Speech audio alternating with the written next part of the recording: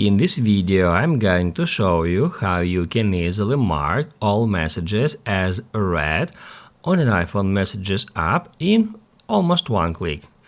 Be sure to watch the video to the very end so you don't make any mistakes.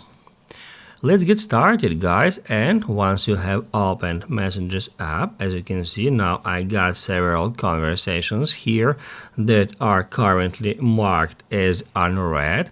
And basically, if you would like to mark just one particular conversation as read, you can first off get into that conversation, and that will automatically mark it as read. Also, you can swipe to the right to show up that option, and that's how we can also mark a conversation as unread.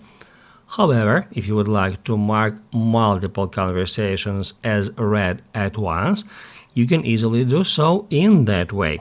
So, first off, tap at Edit, then tap at Select Messages. After that, all you have to do is just tap right over here where it says Read All. That's basically how you can easily mark all messages as read. Basically, guys, that's it. So if this video was helpful for you, don't forget to hit the like button.